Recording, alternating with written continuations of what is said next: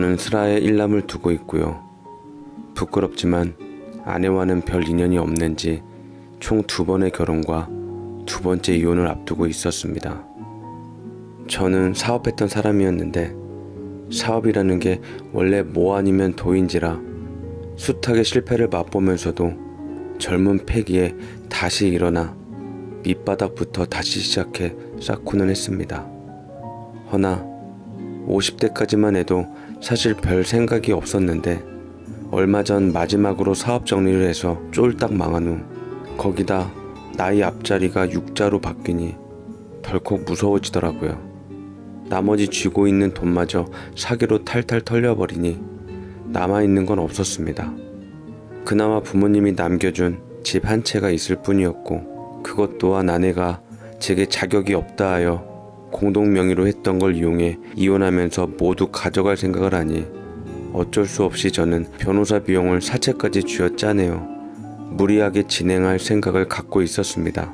어떻게 해서든지 이겨야 할 절박한 싸움이었기에 저는 수소문에 좋은 변호사를 찾아 헤맸고 먼 친척한테 어느 유능하다는 이혼 전문 변호사를 소개받게 되었습니다. 수임료도 후불인데다 다른 데 비해 저렴했고 심지어 승소하지 않으면 수임료를 받지 않는다고 했습니다. 옳다구나 잘됐다 싶었습니다.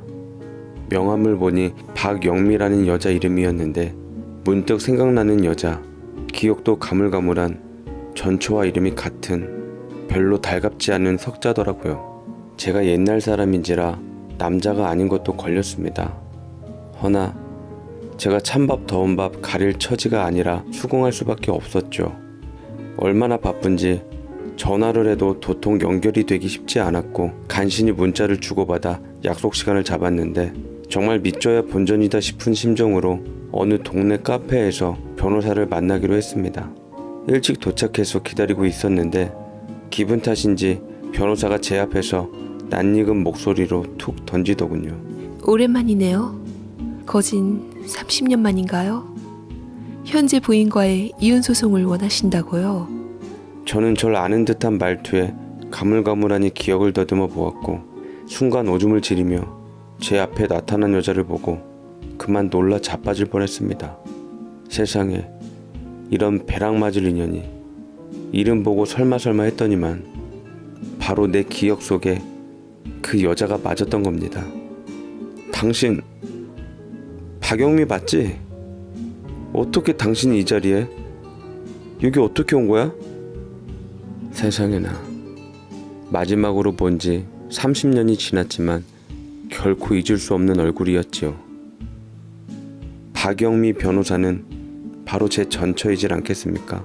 저한테 먼저 아는 뉘앙스를 풍기지 않았다면 알아보는데 약간은 시간이 걸릴 법했습니다.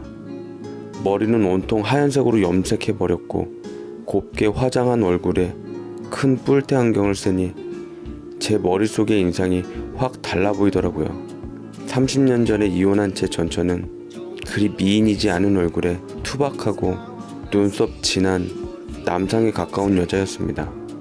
동네에서 친구 소개로 만나 절 하도 쫓아다녀서 마음에 안 드는데도 몇 번 만나다 보니 아이가 생겨 울며 겨자 먹기로 결혼을 하게 되었었지요.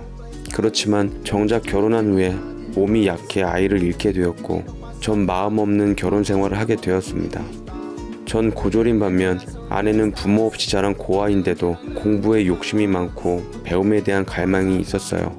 전처는 고등학교 검정고시를 본 후 제 잔소리에도 불구하고 공부해서 장학금으로 법대까지 간 여자였습니다. 그래서 결혼하는 동안 애 가질 생각은 당초에 하지도 않고 살림하면서 틈틈이 공부해서 가당찮게 사법고시를 본다고 깝치는데 가뜩이나 고졸인 열등감까지 있던 제게 잘난 여자는 부담스러워 한참 난리 부르스를 쳤더랬죠. 절대 안 돼. 사법고시? 네가 판검사 되면 난 대통령 되겠다.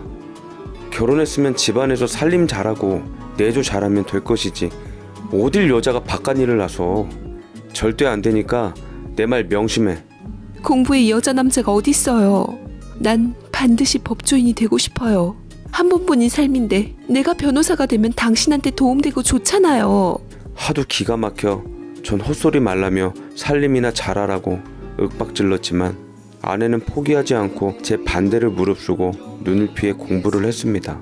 가뜩이나 정없는 부부 사이에 애까지 들어서질 않아 점차 전 가정과는 담을 쌓아놨고 슬슬 운 좋게 제가 하던 일이 급물살을 타고 올라 사업이 승승장구하기 시작했네요. 넉넉한 돈은 저희 부모님과 형제를 위해서 썼고 제 행복을 위한 사비로 펑펑 써댔죠. 자본주의 시대에서 돈은 참 좋긴 좋더라고요. 그러다 전 아내와 이혼을 하게 되었습니다. 그리고 저는 머지않아 재혼을 했는데 고분고분한 첫째 아내와는 다르게 만만치 않은 둘째 아내에게 평생을 시달리며 요 모양 요 꼴로 사는 대가를 받게 되었지요. 두 번째 아내와는 아들 하나를 보았는데 지 어미가 어떻게 구워 삶았는지 지 애미밖에 몰라 자식하고도 그닥 왕래가 없어 일찌감치 결혼 생활에 미련이 없어졌는지도 모릅니다. 다만 이렇게 다 망해 힘없는 순간 그리 될지는 몰랐지만 말이에요. 놀라 입을 다물지 못한 저한테 많이 늙은 전처가 제게 말을 하더이다. 당신한테 개인적인 얘기를 더 이상 하고 싶진 않네요. 난 변호사이고 당신은 의뢰인 그 이상은 없습니다. 사건을 의뢰받았으니 이제부터 소송에 관한 얘기를 할 거예요. 라며 눈도 제대로 마주치지 않고 상담이라기보다 일방적으로 소송에 관해 말을 이어가는데 예나 지금이나 탐탁치가 않았네요. 이때 아들에게 전화가 왔습니다. 고등학교 때부터 몇 년 동안이나 애비 얼굴 안 본 녀석인데 웬일인가 싶어 전화를 받았어요. 아빠, 뭘 잘했다고 우리 엄마한테 재산 분할 청구를 해요? 아빠 때문에 상가 건물 사기당하고 말아먹고 한 게 얼만데 그냥 곱게 우리 좀 살게 두시라고요.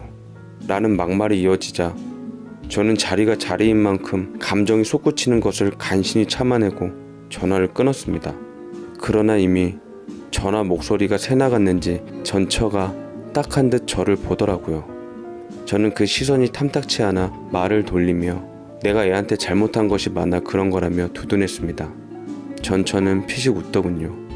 그래도 자식이라고 감싸네요. 난 내 핏줄이 없어서 그 느낌 잘 모르는데 암튼 부러워요. 라는데 흡사 비꼬는 것 같아 빈정이 상했습니다. 그 나이 되도록 아직도 자식도 못 가졌으니 헛살았네. 새로 만난 사람하고도 사이에 자식이 없었나 보지?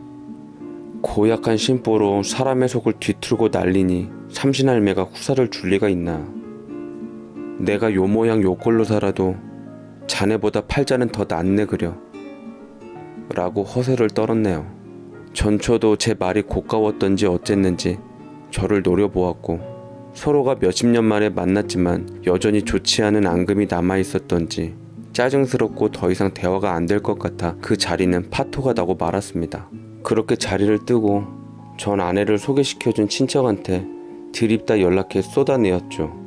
어쩐지 나한테 딱 들어맞는 변호사인가 싶더니만 이거 그 여자와 수작질 친 거 아니냐고 한바탕 했습니다. 씩씩대며 그때부터 이혼 전문 변호사를 찾아 헤맸는데 가히 수임료가 만만찮더라고요. 찾다 못해 더 이상 돈을 융통할 곳이 없었던 저는 에라이 자존심이고 뭐고 전처한테 굽히고 들어가서 아쉬운 소리를 해야 하나 싶어 답답한 마음을 기리고 있었는데 기막힌 타이밍으로 전처가 다시 연락을 해오는 게 아니겠습니까? 기분 상했으면 미안해요. 개인적인 일은 말 안 하기로 했으면서 괜히 내가 마음 어지럽힌 것 같아 뭐라 사과를 해야 할지 모르겠네요. 어쨌든 제가 소송을 맡기로 했으니 다시 봐요. 라고 말을 해주었고 얼씨구나 잘됐다 싶어 못 이기는 척 눈 딱 감고 전처를 다시 찾게 되었습니다. 전처는 처음 들었던 것처럼 승소하면 수임료를 받기로 계약서를 썼습니다. 다신 안 볼 것처럼 돌아서다가 다시 보니 서로가 민망하더라고요. 저는 어색하기도 하고 어찌 보면 고맙기도 해 칭찬을 해주었습니다. 당신도 예나 지금이나 참 대단한 사람이야. 어떻게 그 와중에 공부해서 변호사까지 됐대? 새로 재혼을 했을 텐데 정말 그 사이에 자식이 없었어? 당신이 워낙 머리가 잘 굴러가서 당신 닮은 후사 봤으면 참 똘똘한 인재가 됐을 텐데 아쉽네 라고 했지만 전처는 아무 소리 하지 않고 그저 피식 웃은 후 일이 진행되면 다시 연락 주겠단 말을 하고 헤어졌습니다. 마음이 심란하게 돈 몇 푼 때문에 일이 된 게 잘한 건가 싶기도 하고 정말 저 여자가 날 위해 어디까지 노력해 줄지도 모르겠고 잘 해결됐는데도 머리가 복잡해져 갔어요. 저는 살고 있던 고시원으로 돌아와 밥솥에 있는 밥을 떠다가 대충 물 말아 김치에 먹어 허기를 채운 다음 돌아가려니 주인 아줌마가 마침 표독스럽게 월세 밀렸다는 얘기를 꺼내더라고요. 저는 굽신굽신거리며 미안하다고 고개를 조아렸습니다. 빨리 마누라에게 재산을 받지 않으면 못 살겠다 싶더군요. 며칠을 초조하게 기다리다 전처에게 전화를 걸었고 다시 시간을 잡고 만나기로 했습니다. 근데 제가 재산 분할 소송을 한다는 소문이 마누라에게까지 들어갔는지 전처와 만나기로 한 직전에 아들과 함께 모자가 제 고시원까지 찾아와 한바탕 행패를 부리려 찾아왔더군요.